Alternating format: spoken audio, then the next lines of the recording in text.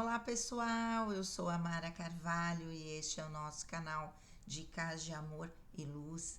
Eu trazendo aqui um tema que também já tem um tempinho, que está sendo sugerido para que eu falasse sobre ele e que é um tema bastante recorrente dentro dos processos terapêuticos e também na nossa vida pessoal, né? Que é a importância do diálogo nos relacionamentos. Eu encontrei um texto bem bacana, ele é grande, talvez eu faça a leitura em 2 vídeos para dar tempo de comentar um pouquinho, senão fica só a leitura, né? E publicado no site psicólogo.com.br e o texto é a importância do diálogo nos relacionamentos. Foi publicado no dia 20 de março de 2021, então faz bastante tempo já. Vamos lá. O diálogo no relacionamento é indispensável para a duração e o fortalecimento de qualquer relacionamento. A vida sexual, a admiração pelo parceiro e a liberdade para viver a própria vida também são importantes, mas a falta de diálogo costuma distanciar os casais.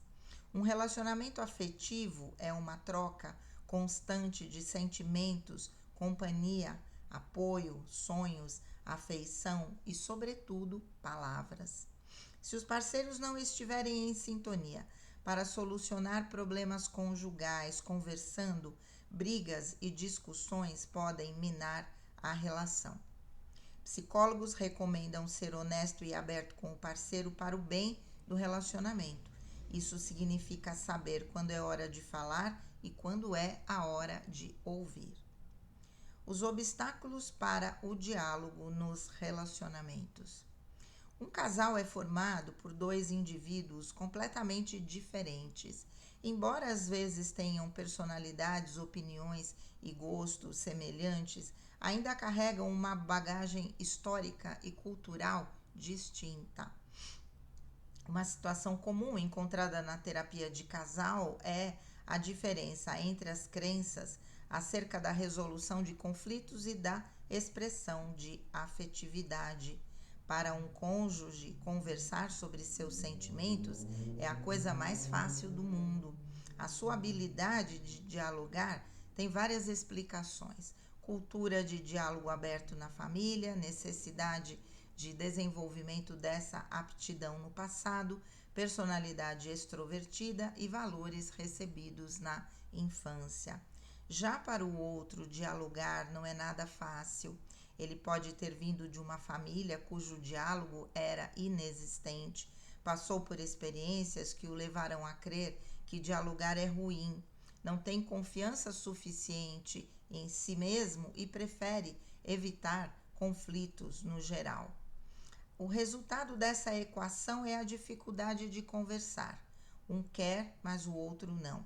Assim surgem os confrontos verbais capazes de formar mágoas duradouras. A ausência de diálogo dá margem para os cônjuges criarem teorias para o comportamento e os sentimentos do outro. Como a possibilidade de esclarecer suposições é inexistente, a ansiedade e o medo vêm. Eles passam a questionar a fidelidade do parceiro e a força do vínculo afetivo entre eles. Outra situação bastante comum nos relacionamentos é a incapacidade de ouvir de uma ou ambas as partes. O diálogo é formado por 2 elementos, a fala e a escuta. Para que 2 pessoas dialoguem com qualidade, ambas precisam estar presentes.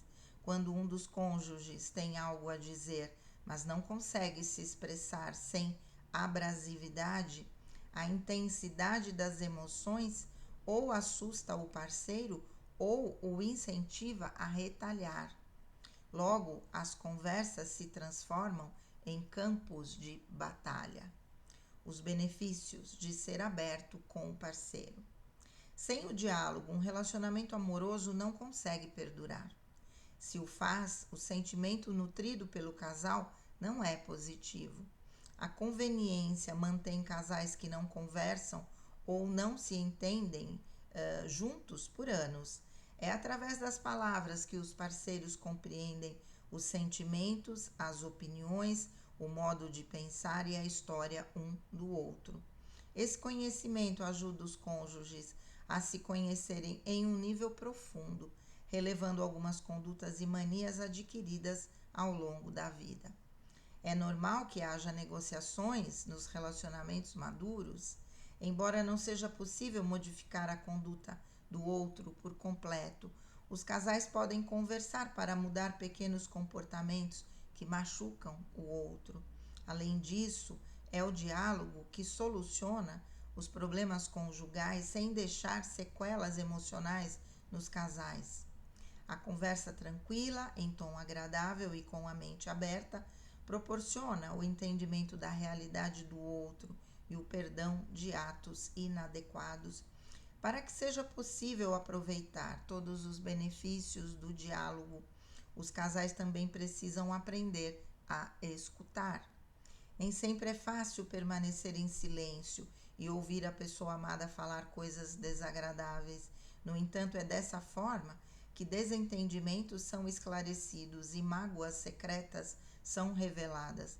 Os casais precisam ter inteligência emocional para distinguir uma crítica construtiva de um ataque pessoal.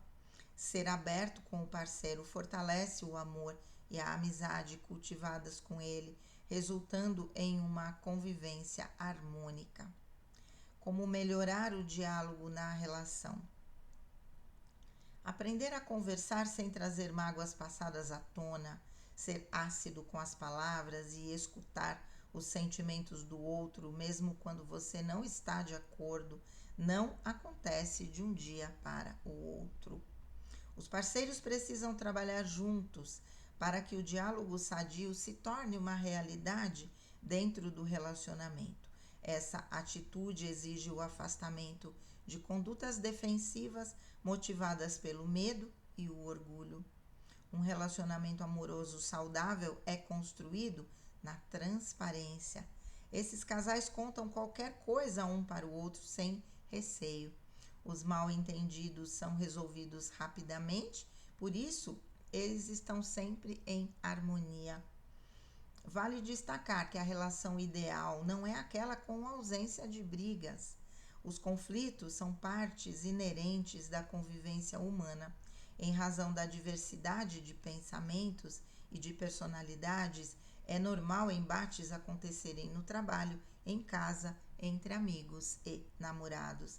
A relação ideal é aquela onde os conflitos são resolvidos através do respeito, honestidade e maturidade.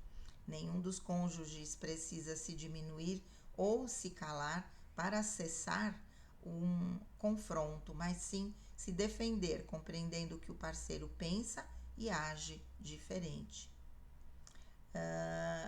Muito bom. Eu vou deixar a segunda parte para um segundo vídeo para a gente poder conversar um pouquinho, não é? Eu diria que a questão da comunicação inadequada talvez seja o problema maior na área dos relacionamentos, em todas as suas dimensões, seja um parceiro amoroso, né? Um cônjuge no sentido já de uma relação estável, de um casamento, em amizades, em relações familiares e em relações profissionais, né? Então, a dificuldade da comunicação, a dificuldade do diálogo aberto, né? Onde um coloca a sua opinião, aquilo que pensa, com respeito, com, vamos dizer, calma, né? Sem precisar se exasperar, faz parte da comunicação adequada, né? O que é uma comunicação adequada? Quando eu falo o que eu penso do jeito certo, para a pessoa certa, na hora certa, né? O que são sintomas de transtorno da comunicação?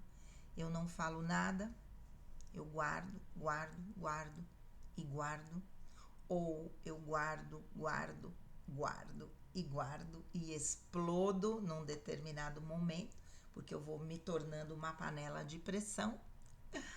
E aí eu perco a razão, muitas vezes não pelo que eu falo, mas pela forma inadequada, porque aí eu grito, eu xingo, eu esperneio, alguma coisa nesse sentido. Eu perco a razão pela forma inadequada, pelo momento inadequado, pela pessoa errada, porque muitas vezes a gente, né, como se diz, descarrega o caminhão de melancia em cima de uma pessoa e não é ela a causadora dos nossos problemas.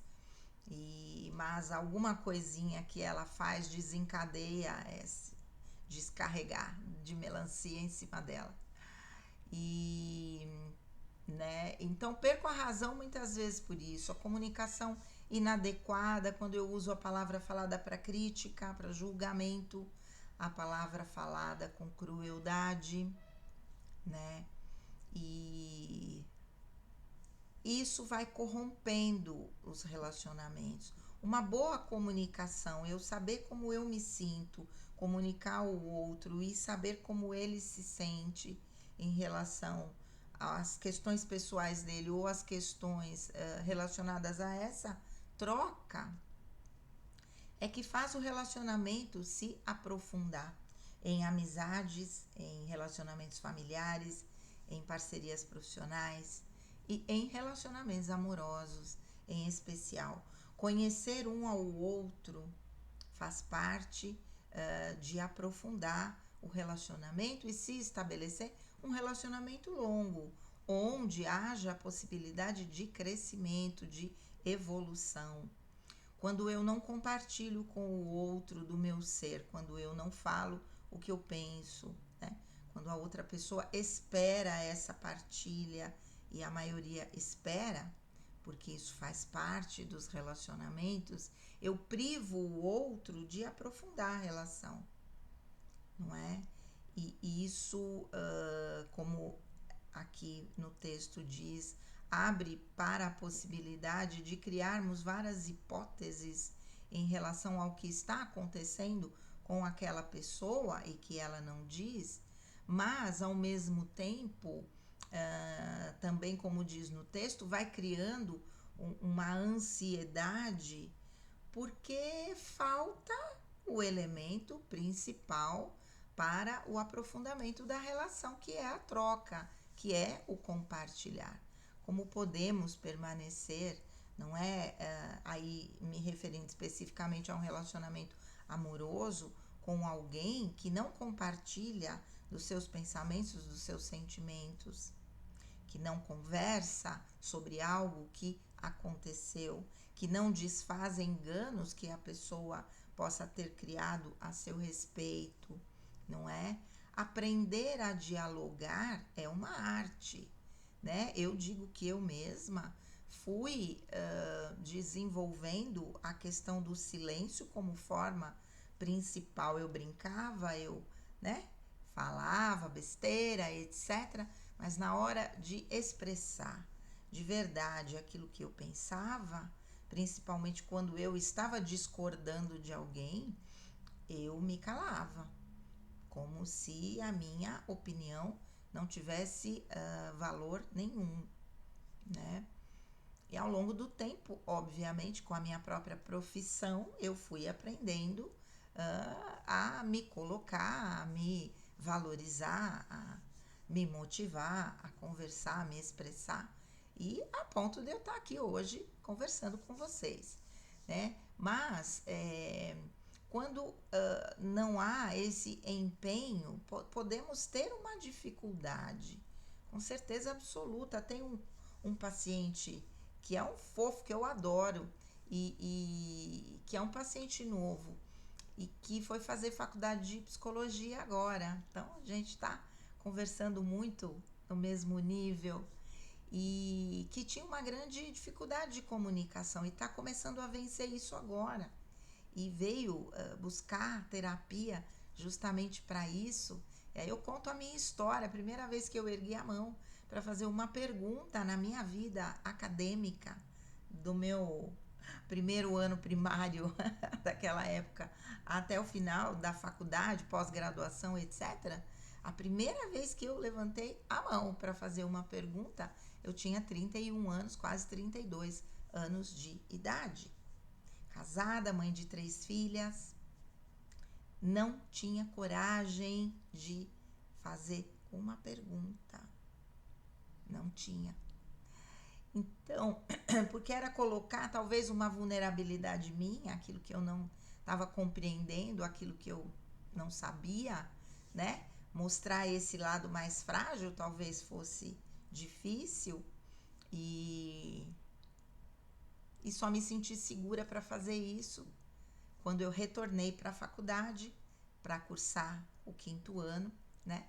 E na verdade haviam sido incluídas 3 matérias, eu que tinha ficado 8 anos, né? Parada, fiz 4 anos de psicologia, casei, fiquei grávida, tive minha filha e parei. Fiquei 8 anos afastada. Quando eu retornei, já muito mais madura, mãe de 3 filhas, eu gosto de frisar isso porque a maternidade te traz uma maturidade, né? E desafios que você tem que ir vencendo e que vão te trazendo capacidade de autoafirmação. Então ali eu me senti capaz de fazer perguntas e a partir disso comecei a me colocar em todas as matérias, né? E então é isso, é uma arte que vamos desenvolvendo, né? E fui aprendendo nas grandes crises do meu primeiro casamento a conversar. No primeiro momento, reivindiquei diálogo, conversa, mudança de comportamento, aproximadamente entre 9 e 10 anos. Depois eu me calei, entrei num processo depressivo profundo e engordei, né? Com a facilidade que eu sempre tive e fui me escondendo. Aí lá na frente, com 15 anos de casada, com vários problemas acontecendo, é que eu me dei o direito de começar a colocar as minhas ideias para fora, aquilo que eu estava pensando. E foi um momento de grande verdade durante 4 anos, no casamento, os últimos 4 anos, e um momento de extrema verdade, e onde nós pudemos ser nós mesmos ao longo desse período, discutindo a relação. Mas eu, verdadeira comigo mesma, ainda assim optei pelo divórcio. Queria viver outras experiências, né? Minha vida tinha sido muito privada das experiências normais de adolescentes e de adulto jovem. Queria viver essas outras experiências.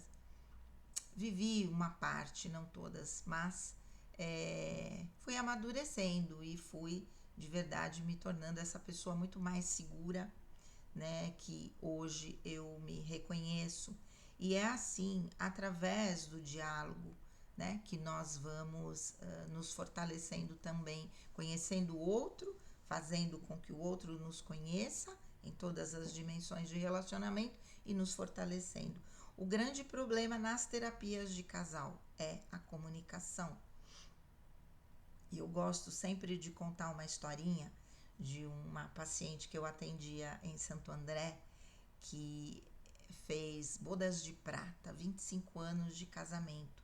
Todo ano o marido combinava, vamos sair para jantar no dia do aniversário de casamento, vamos dormir fora, coisas do tipo, né? Que é comum entre os casais.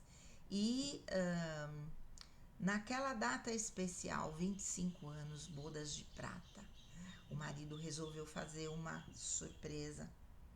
Ele fez de conta que não tinha lembrado, que tinha esquecido da data, e ela, durante o dia, foi ficando muito brava, né?